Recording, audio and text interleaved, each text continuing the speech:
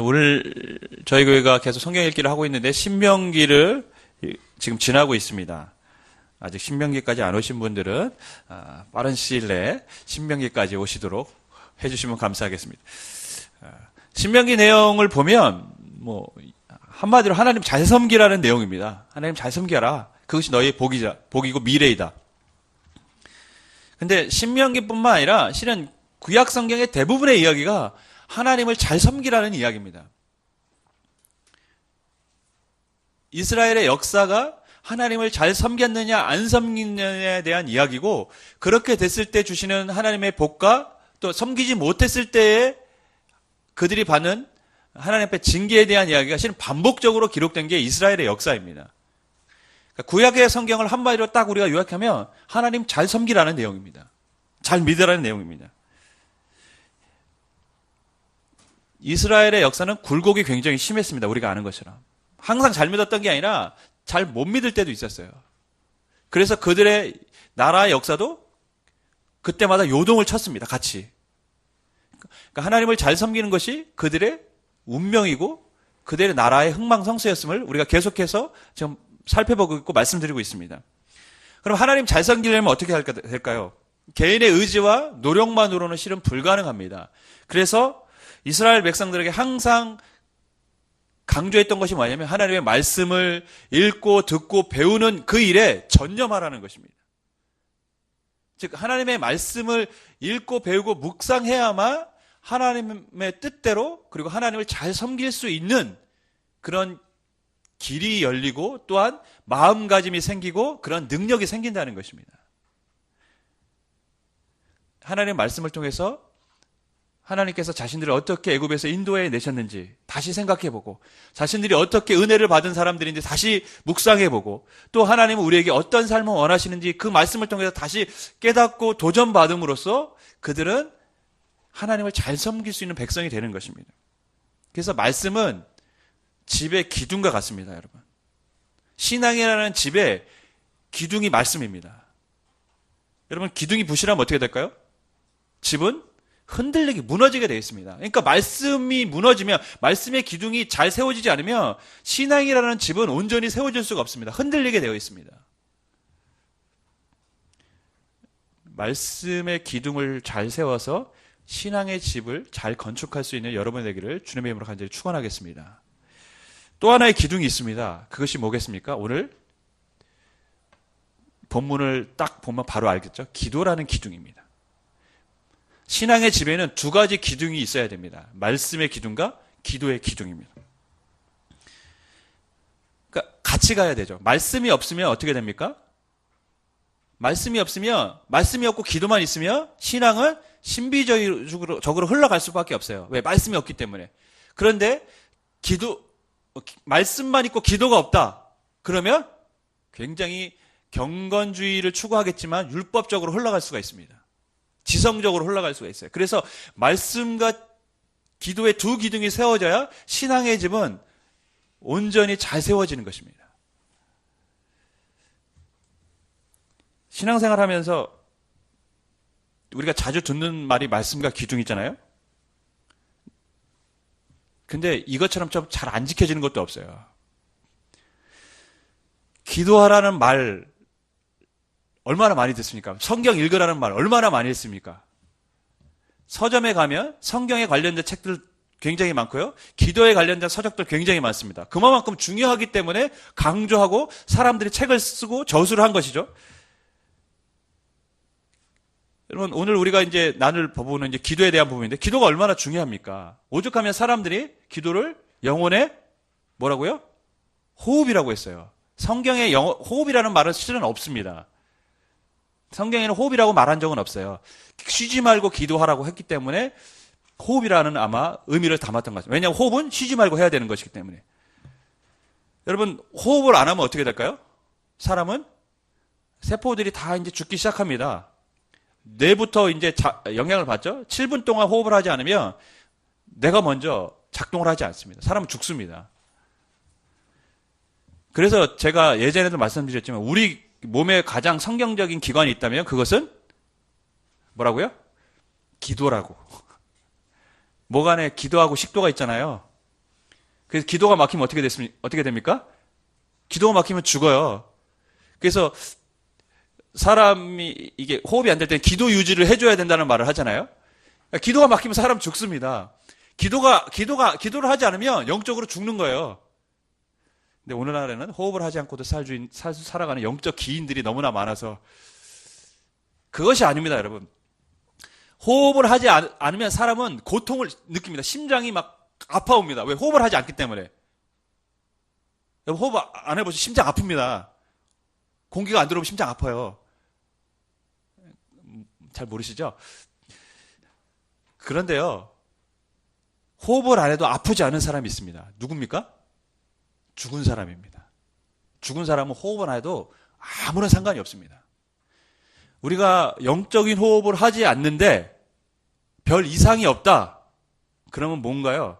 영적으로 거의 죽어가고 있다는 거예요.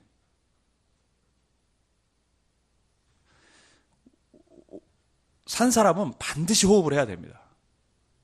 여러분, 우리가 살아있는 영적인 존재로 하나님께서 우리를 지어주셨습니다. 그래서 하나님께서 호흡을 불어넣으시고 살아있는 영, 생영이 됐다고 우리에게 말씀해 주셨어요. 우리는 살아있는 영적인 존재입니다. 이 살아있는 영적인 존재가 영적인 호흡을 하지 않으면 죽는 것입니다.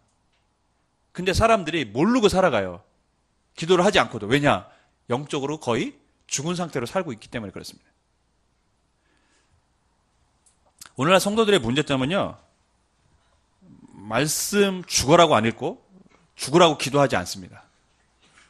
말씀 보지 않고 기도하지 않기로 결단하고 작정한 사람들이 많습니다. 안 합니다.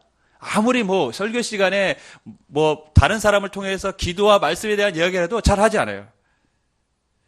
영혼의 양식인 말씀을 먹지 않고 영혼의 호흡인 기도를 하지 않는데 어떻게 우리가 온전한 몸을 이루고 온전한 삶을 살 수 있겠습니까? 온전한 신앙생활을 할 수 있겠습니까? 그것은 불가능한 겁니다. 근데 사람들은요, 특이하게 또 말씀과 기도 생활을 하지 않고 본인이 신앙생활 잘하기를 바라고 있고 하나님이 그렇게 해주시기를 원하고 있어요. 그거는 불가능한 일입니다. 우리 새로운 아이가 지금 탄생해서 저기서 예배를 드리고 있는데 저 아이가 밥 안 먹고 호흡 안 하고 온전히 클 수 있을까요? 성장할 수 있을까요? 불가능한 것입니다. 하나님은요, 우리가 말씀을 통해서 우리에게 필요한 것들을, 영양분들을 공급받고 기도를 통해서 호흡하면서 우리의 신앙이 성숙해지기를 원하고 계십니다. 또 그럴 때 신앙이라는 집이 온전하게 세워지는 것입니다. 기도는 또한 하나님과 뭐라고 합니까? 대화라고 이야기합니다.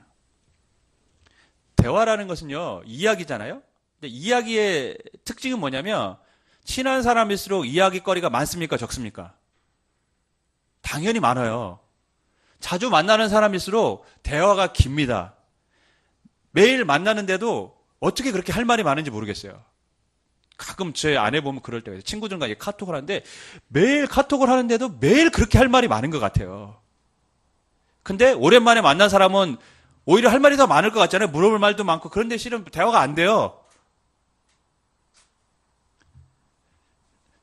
친한 사람일수록 대화가 깊고 대화하는 시간이 많습니다. 간혹 어떤 분들이 이렇게 얘기합니다. 개인 기도를 할 때 새벽에 나와서 이제 기도를 하는데 개인, 가정, 나라, 민족 전 세계를 누리고 와도 눈뜨고 나면 5분밖에 안 지나고 10분밖에 안 지난 것 같다고 말하시는 분들이 있어요. 실제로 그럴 때도 있었습니다. 저도 기도는 오래 해야 될 것 같은데 막 앉아서 뭔가 기도를 하는데 눈을 딱 뜨고 나면 5분, 10분. 왜 그럴까요? 그만큼 하나님과의 대화 시간이 부족했기 때문에 무엇을 어떻게 기도해야 될지 모르는 거예요. 여러분, 하나님과 대화를 하면 할수록 하나님과의 관계도 더 친밀해질 뿐만 아니라 우리는 무엇을 기도해야 될지 알게 되는 것입니다. 왜? 하나님의 마음을 아니까. 기도하지 않으면 몰라요. 뭘 기도해야 되는지. 어느 정도 우리가 이제 신앙생활 하면, 어느 정도가 아니라 신앙생활 시작하면 처음부터 듣는 얘기가 기도와 말씀에 대한 얘기 아닙니까? 기도해야 된다, 말씀 읽어야 된다. 그런데 만만하지가 않아요. 기도하고 말씀 읽는 게 쉽지가 않습니다. 그리고 오늘날 우리 시대는 예전에 우리 부모님 세대의 믿음의 선배님들보다 기도 잘 안 합니다. 정말 그 시대는 그래도 정말 열심히 기도했어요. 근데 오늘날은 기도가 미약한 건 사실입니다. 그래서 우리는 기도를 배워야 됩니다. 기도는 배워야 됩니다. 말씀을 배워야 말씀의 깊이가 있고 뿌리를 내듯이 기도를 배워야 하나님과 친밀해지고 하나님이 원하시는 기도를 할 수 있고 또한 그렇기 때문에 더 하나님과 오랫도록 우리가 기도할 수 있습니다. 오늘 우리가 읽은 본문은 뭡니까? 잘 아는 주기도문이라는 것입니다. 주님이 제자들에게 알려주신 기도문이죠. 바리새인은 어떻게 기도했냐면 사람들에게 보이려고 기도했습니다. 그래서 사람 대중 많은 곳에 나가서 손 벌리고 하늘 향해 손을 들면서 하나님 저는 거룩하게 살았고 저 죄인과는 달리 하나님의 말씀을 지켰고 이렇게 자신을 드러내는 기도를 했어요. 바리새인들은. 보이려고 기도를 한 것이죠. 기도는 열심히 했지만 주님은 그 바리새인의 기도를 보면서 저렇게 기도하면 안 된다고 말씀하셨습니다. 하나님의 마음에 합당하지 않은 기도였다는 것이죠. 그래서 제자들에게 기도를 가르쳐 주었습니다. 너희는 이렇게 기도해야 된다. 누가복음을 보면요. 세례 요한이 나오고 세례 요한의 제자들이 있습니다. 세례 요한의 제자들이 세례 요한에게 기도를 어떻게 해야 되는지 배웁니다. 그러니까 즉 세례 요한이 자기 제자들에게 어떻게 기도해야 되는지를 가르치니까 예수님의 제자들이 보고 좀 시기가 났어요. 아, 예수님도 우리에게 좀 기도를 가르쳐 주시면 좋을 텐데 하고 예수님 우리에게도 좀 기도를 가르쳐 주세요 라고 요청을 합니다. 그때 말씀하신 게 주기도문입니다. 그러니까 마태복음하고 누가복음의 좀 정황은 다르지만 분명한 것은 예수님께서 제자들에게 바른 기도는 어떻게 해야 된다고 가르쳐 주고 싶었던 것이 바로 주기도문이라는 것이죠. 그래서 우리는 주기도문에 집중을 해야 됩니다. 그것이 바른 기도의 모범이기 때문에 그렇습니다. 그런데 오늘 한국교회는 참 이상한 게 이 주기도문을 별로 중요하게 생각하지 않습니다. 주기도문은 언제 씁니까? 모임 마치는 시그널로만 사용합니다. 주기도문으로 예배를 마치겠습니다. 아니면 주기도문으로 모임을 마치겠습니다. 평상시 주기도문에 별로 그렇게 신경을 안 씁니다. 그리고 다들 주기도문으로 예배를 마치자고 하면서 이제 사회자가 얘기하면 아무 생각 없이 다들 또 주기도문을 외워요. 전에는 이런 적도 있습니다.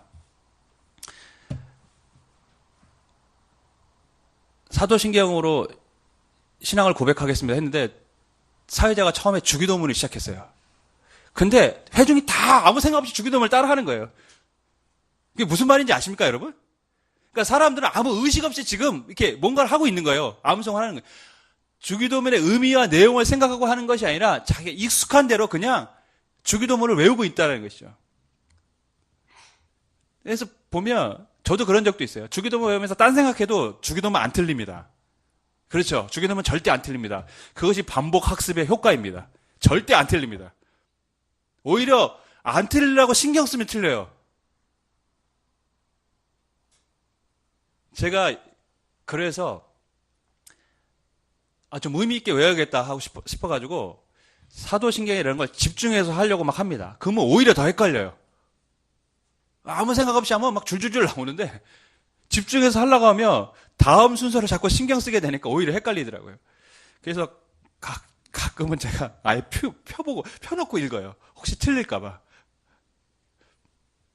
여러분, 주기도문은 예수님이 우리에게 가르쳐 주신 가장 모범적인 기도입니다.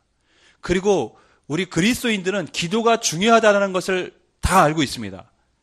기도가 중요하고 예수님이 기도를 가르쳐 주셨어요. 그러면 그 기도문은 얼마나 중요한 것입니까? 그런데 이 기도문에 대해서 너무 소홀히 하고 있는 것이죠. 여러분, 주기도문 외울 때 정말 집중해서 외우십니까? 그래서 저는 굉장히 조심스러워요. 저희 수요예배 끝나고 이제 주기도문으로 모임을 마친다고 하는데, 그때마다 제가 말을 하면서도, 이게 주기도문을 내가 너무 의미 없이 사용하는 것은 아닌가? 이런 생각이 들 때가 있어요. 저희는 수요 모임 말고는 주기도문으로 모임을 끝내는 게 없기 때문에 일단은 하여튼 제가 굉장히 신경이 쓰이는 부분입니다. 주기도문은 우리가 배워야 될 가장 중요한 기도 중의 기도입니다. 신학자이며 목회자인 달라스 윌레다는 분이 있어요. 제가 굉장히 좋아하는 신학자고 저술가입니다. 3대째 신앙인이며 식사 때마다 주기도문을 외웠다고 합니다. 저도 그 생각했어요. 이 달라스 윌레드 이 글을 보면서 우리 아이들은 식사 때마다 지금 자신 스스로 기도 못하니까 맨날 하는 게 날마다 우리에게 양식을 주시는 은혜로우신 하나님 참 감사합니다. 노래하거든요. 근데 그것도 막 자신들이 편곡해서 불러요. 요즘은 날마다 우리에게 막 이렇게 이게 너무 이건 좋지 않은 모습이다. 보면서 주기도문을 외우는 것도 괜찮겠다 싶은 생각이 들어요. 왜냐하면 그 안에 일용할 양식을 주신다는 이야기가 있기 때문에. 어쨌든가 이 달라스 윌레드가 뭐라고 고백했냐면, 나는 주기도문의 진정한 의미를 알았을 때 나는 진정으로 기도의 자리로 나아갈 수 있게 되었다. 이렇게 고백했습니다. 우리가 오늘 주기도문에 대해서 이제 배우게 될 텐데요. 저희가 3주간 말씀에 대해서 배웠습니다. 말씀 속으로 가야 되니까. 하나님과의 친밀함으로 우리가 기도에 대해서 이제 또 나눌 텐데, 가장 중요한, 그래서 제가 이 주기도문을 택했습니다. 여러분, 우리는 오늘 이 주기도문을 통해서 우리가 어떻게 기도를 해야 되는지, 하나님은 우리에게 무엇을 원하시는지를 발견하고 기도의 깊은 자리로 나아갈 수 있는 그런 계기가 될 거라고 저는 믿습니다. 바라기는 저와 여러분이 이 주기도문을 잘 배워서 하나님과 좀 더 친밀해지고 하나님이 원하시는 바른 기도자들이 되기를 주님의 이름으로 간절히 축원하겠습니다. 제자들에게 예수님은 기도를 가르쳐 주셨는데 먼저 이렇게 말씀하셨습니다. 9절 말씀 우리 같이 읽습니다. 시작.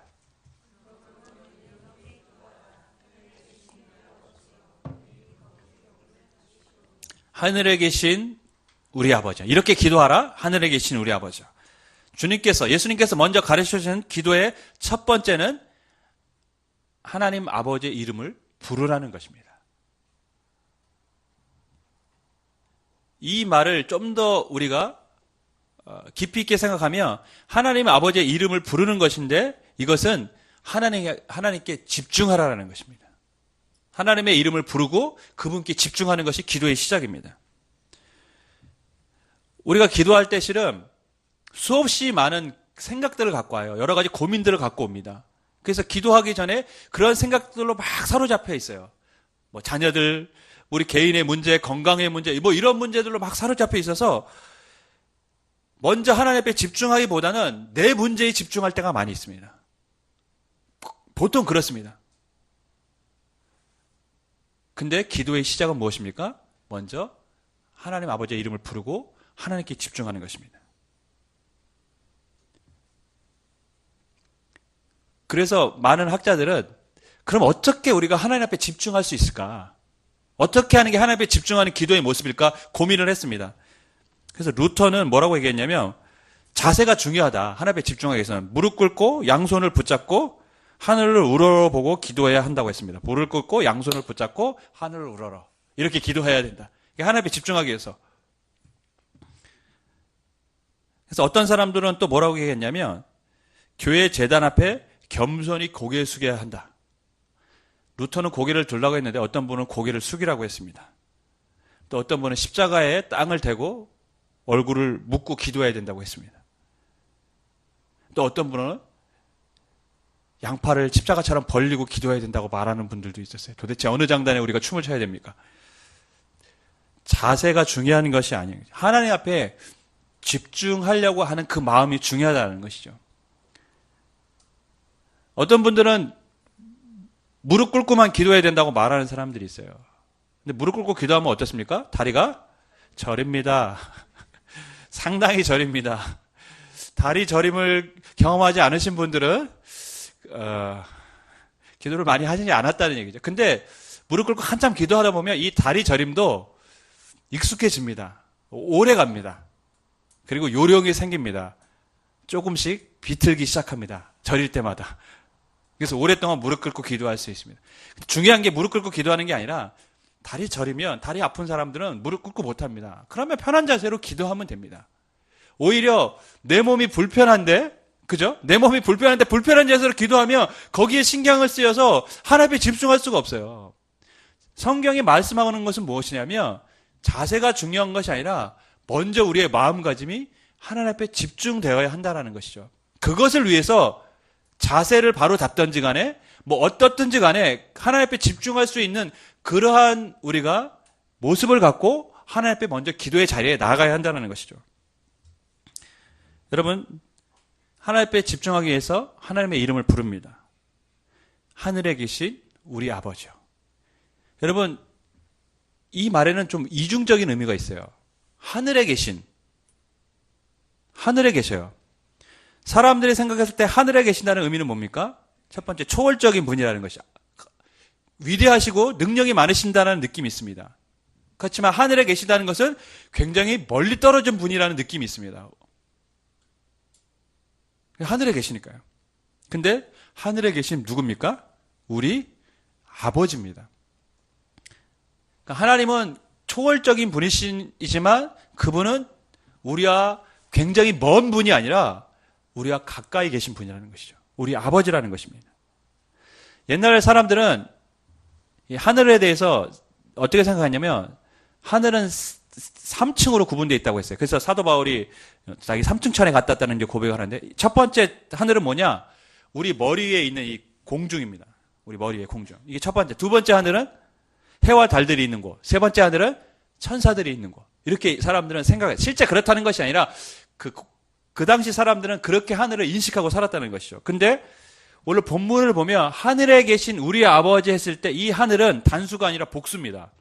다시 말해서 여기도 계시고 첫 번째 하늘에도 계시고 두 번째 하늘에도 계시고 세 번째 하늘에도 계신 하나님입니다. 하늘에 저 멀리 계신 분이 아니라 지금 우리가 기도할 때 바로 우리와 함께 이 공간에도 계신 분이 누구라는 것이죠? 우리 아버지 하나님이라는 것입니다. 하나님은요, 우리가 기도하면 저 멀리서 우리의 기도를 듣고 계시고 우리가 막 확성기처럼 부르짖어야만 들으시는 분이 아니라 그분은 우리가 기도할 때 이곳에 같이 계시는 분이에요. 그래서 우리의 세밀한 음성도 우리의 신음소리 들으실 수 있는 분이 우리 하나님이십니다. 그래서 예수님은 하늘에 계신 그 아버지께 지금 이곳에 계신 그 아버지께 가까이 계신 그분께 집중하고 기도하라는 것입니다. 이것이 여러분 우리가 갖는 기도의 비밀이고 능력입니다. 이방의 신들은요 어떻습니까? 신은 초월적인 존재고 사람들은 그 신이라는 존재에 절대 복종해야 되는 그런 관계일 뿐입니다. 가깝지가 않습니다. 그런데 하나님은 우리와 가까이 계신 분이십니다. 신은 그렇게 가까이 되기 위해서 인간을 하나님의 형상으로 만드시기도 하셨습니다. 그리고 하나님이 우리에게 하나님의 호흡을 불어넣어서 영적인 존재로 지으셨습니다. 하나님 우리가 가까이지기를 원하십니다. 그것이 하나님의 뜻입니다. 여러분, 우리가 기도를 시작하면 하나님은 바로 이곳에 주목하기 시작하십니다. 할렐루야. 그것이 기도의 능력이고 비밀이고 신비입니다. 그 다음에 어떻게 기록합니까? 기도해야 됩니까? 이름이 거룩히 여김을 받으시오며. 이름이란 무엇입니까, 여러분? 이름이란 단순히 글자가 아니라 이름은 우리 자신을 의미합니다. 아유, 누구누구 집사 참 좋은 사람이야 라고 얘기하면 그 집사님의 이름이 좋다는 얘기입니까? 아니면 그 집사님 자체가 좋다는 얘기입니까? 그 사람 자체가 좋다는 얘기잖아요. 어디서 누군가가 갑자기 얘기하는데 강상호 목사가 어쩌고 저쩌고 참 못된 사람이야 이렇게 얘기하면 그건 글자입니까? 아니면 저를 얘기하는 겁니까? 저 자신을 얘기하는 거죠. 근데 저는 그렇게 나가서 욕하지 마세요. 그러니까 이름이란 그 사람 자체를 의미하는 것이죠. 특별히 그 이스라엘 사람들, 히브리 사람들에게 여호와의 이름은 굉장히 거룩한 이름이라 함부로 말할 수가 없었습니다. 그래서 여러분 마태복음을 보면, 마태복음은 유대인들을 대상으로 쓰여진 기록이잖아요. 그렇기 때문에 마태복음에는 하나님 나라라는 표현을 안 쓰고, 왜 하나님이라는 단어를 쓰기가 너무 거룩하기 때문에 하늘나라라는 표현을 다 썼어요. 물론 아주 안 쓴 건 아니지만 한두 번인가 제가 쓴 걸로 알지만 거의 대부분은 하늘이라는 단어를 썼어요. 그만큼 이스라엘 백성들에게 하나님의 이름은 거룩합니다. 왜냐하면 그분 자체의 거룩함을 나타낸다고, 그 이름이 상징한다고 믿었기 때문에 그렇습니다. 여러분, 이름이 거룩히 여김을 받는다는 얘기는 그러므로 무슨 의미입니까? 하나님이 홀로 높임을 받으시고 거룩하신 하나님이 영광을 받으시라는 얘기입니다. 우리가 첫 번째 기도해야 될 내용은 무엇이냐? 하나님의 이름을 부르고 하나님께 집중함과 동시에 그분께 영광을 돌리는 것입니다. 우리를 구원하신 하나님께 감사하고 찬양을 돌리는 것입니다. 근데 우리는 대부분 기도를 할 때 우리의 원망과 탄식을 막 쏟아내고 갈 때가 있어요. 속은 후련해요. 그잖아요. 그 마음에 막 쌓였던 거 막 쏟아내고 갔는데, 집에서 남편도 안 들어주고 아내도 안 들어주는 그 얘기를 하나님 앞에 다 쏟아내고 갔으니 얼마나 마음이 속이 후련합니까? 하지만 그것이 기도의 시작이 되어서는 안 됩니다. 왜냐하면 물론 그런 기도가 틀린 기도라는 얘기는 아닙니다. 기도의 시작은 항상 하나님 아버지께 먼저 영광을 돌리는 것입니다. 첫 번째 기도는 하나님을 묵상하고 그분께 경배하고 감사를 드림으로 시작해야 됩니다. 그 두 번째 10절 말씀 같이 읽습니다. 시작.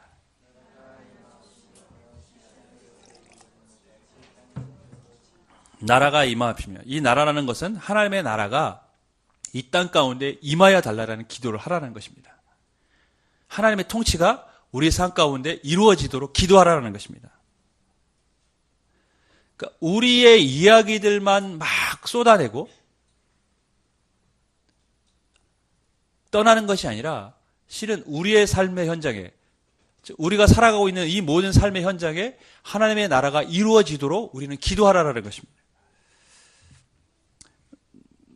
로마 황제에 의해서 핍박을 받았다고 했는데, 첫 번째가 우리가 지난주에 말씀드렸던 네로였다면 가장 극심한 박해를 했던 황제는 도미티안이라는 황제입니다. 도미티안 황제 때 이그나티우스라는 안디옥 교회 감독이 순교를 당하는데, 짐승에 이제 몸이 찢기는 사자밥이 되는 그러한 형을 받습니다. 그가 로마에 잡혀가면서 소아시아에 있는 교회, 그리고 서머나 교회 감독인 폴리갑에게, 물론 나중에 폴리갑도 순교를 하는데, 그때 이렇게 편지를 했습니다. 그대들은 나를 위하여 타협하지 말라. 내가 놓이기를 바라지 말라. 나는 하늘의 미랄이 되고 짐승의 이빨에 가루가 되어 하나님의 깨끗한 빵이 되기를 원하노라. 대단한 고백입니다. 그리스도를 위하여 형벌당하기를 원하노라. 그리스도를 소유할 수 있다면 십자가에서 짐승의 이빨에 뼈가 가루되고 손과 발이 잘라지더라도 결코 두려워하지 않겠다. 나에게는 오직 그리스도가 있을 뿐이다.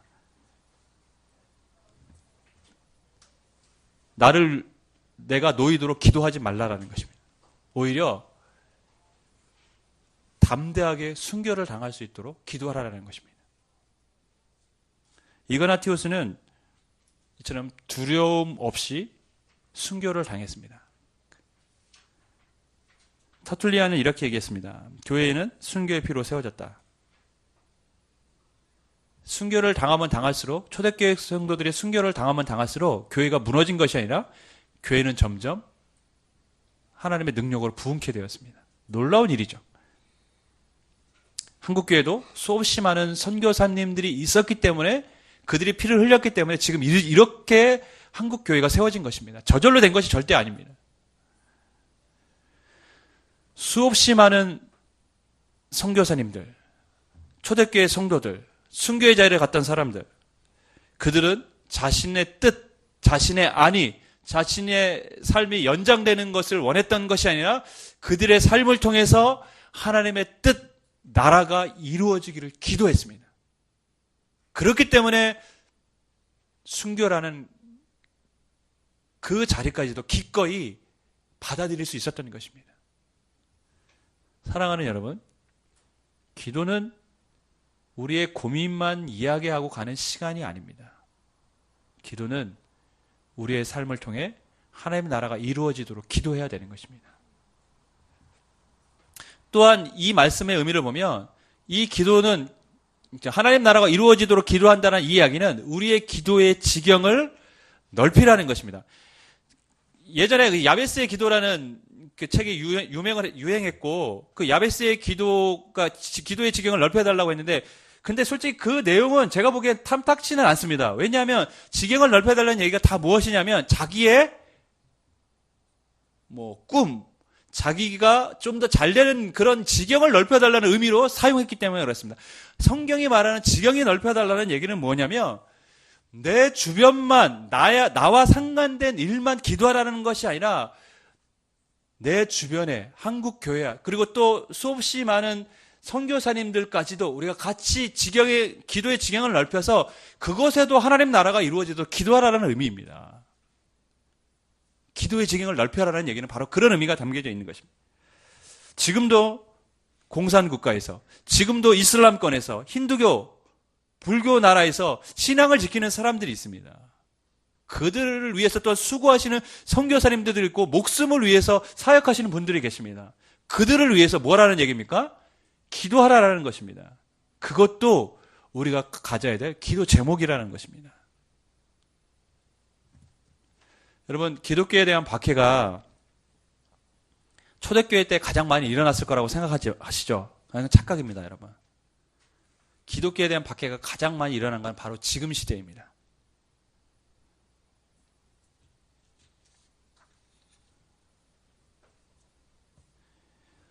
최근 100년간 세계 복음주의 협회에서 조사한 바에 의하면 최근 100년간 1억 명이 순교를 당했다고 합니다. 이슬람권에서 다른 나라에서 신앙을 위해서 순교된 사람이 1억 명이나 된다고 합니다. 지금도 수없이 많은 사람들이 이 예수님을 믿는다는 이유로 목숨의 위협을 받고 살아가는 사람들이 있습니다. 우리가 그래서 그들을 위해서 기도해야 되는 것입니다. 그 땅에 하나님의 나라가 이루어지도록, 그들의 순교를 통해서 그 땅이 변화되어지도록, 그리고 그것에 사역하시는 선교사님들을 통해서 하나님 역사하시고 그들의 안전을 지켜달라고 우리는 기도해야 되는 것입니다. 주기도문의 첫 번째 결론을 내리겠습니다. 주기도문의 첫 번째 결론 9절 10절을 보면 우리의 기도는 나 중심이 아니라 하나님 중심이 되어야 된다는 것입니다. 먼저 기도해야 될 것은 하나님 중심의 기도라는 것입니다. 하나님을 묵상하고 그분께 집중하고 그분께 영광 돌리고 또 그분의 나라를 위해서 기도하라는 것입니다. 그것이 기도의 시작이 되어야 된다는 것입니다. 여러분의 기도는 어떻습니까? 기도는 어떻습니까? 라고 묻기 전에 여러분은 기도 생활을 하고 계십니까? 라고 묻는 게 먼저일 듯 싶습니다. 전통적으로 한국교회의 기도는 뭐죠? 주시옵소서. 주시옵소서. 저는 잘 못하겠어요. 저는 그런 낯간지러운 기도 잘 못합니다. 낯간지럽다는 표현은 좀 그렇지만 못하겠어요. 그렇게. 주시옵소서. 뭐 되게 해주십시오. 뭐 되게 해주십시오. 뭐 되게 해주십시오. 물론 그게 틀린 기도 아닙니다, 여러분. 제가 틀렸다고 얘기하는 게 아니라 우리의 기도의 우선순위가 달라져야 된다는 것이죠. 한국교회 성도들의 기도의 열정은 상당히 대단합니다, 여러분. 통성기도. 정말 전 세계에 없는 이 통성기도를 하는 나라. 그래서 기도의 열정은 대단합니다. 하지만 예수원이나 다른 그 동방정교나 갖고 있는 그런 사람들의 기도처럼 기도의 깊이나 하나님과의 친밀함은 솔직히 조금 약한 건 사실입니다. 왜냐하면 우리의 기도는 주기도문의 기도를 따랐다기보다는 그냥 열정적인 기도에만 익숙해져 있기 때문에 그렇습니다. 달라고 부르짖는 기도에만 익숙해져 있습니다. 그래서 기도의 깊이에는 좀 약한 건 사실입니다. 여러분, 한국교회 통성기도가 얼마나 대단하면 미국이라는 나라에서도 한국교회 통성기도를 배웠어요. 진짜 웃자고 지금 합니다. 오죽했으면 그들이 한국교회 성도들을 본받아서 통성기도 할 때 주여 삼창합니다. 로드 하다가 어감이 안 온다고 주여로 외칩니다. 그런 교회가 있다고 제가 들었어요. 실제로. 미국 사람 주여 이렇게 외친대요. 왜냐? 그래야 이제 필이 사니까. 기도할 때 필이 좀 나오잖아요. 로드 이거는 좀 안 나오잖아요. 그죠? 우리가 생각해도. 우리는 기도의 열정은 대단한 민족이지만 반면에 기도의 깊이는 좀 약한 민족이긴 합니다. 왜 그렇습니까? 우리가 이 주기도문이 말하는 그 기도의 모범을 잘 따르지 않기 때문에 그렇습니다. 주 안에 사랑하는 여러분, 주님이 가르쳐주신 기도의 시작은 이것입니다. 나의 바람, 소원을 잠시 내려놓고 하나님께 먼저 집중하고 그분께 영광을 돌리고 하나님의 나라가 내 삶에 또 내 주변에 내 이웃에게 좀 지금도 멀리 사역하고 계신 수없이 많은 선교사님들에게 또 알지 못하지만 그 복음을 지키기 위해서 목숨을 걸고 살아가는 사람들을 위해서 하나님 나라를 위해서 우리가 기도하라고 주님은 먼저 우리에게 가르쳐주고 계십니다. 이렇게 기도를 시작한다면 우리가 하나님과의 더 영적 친밀한 교제의 자리로 나아갈 줄 믿습니다. 저와 여러분이 주기도문을 통해서 하나님과 더 영적 친밀한 교제를 나눌 수 있기를 주님의 이름으로 간절히 축원하겠습니다.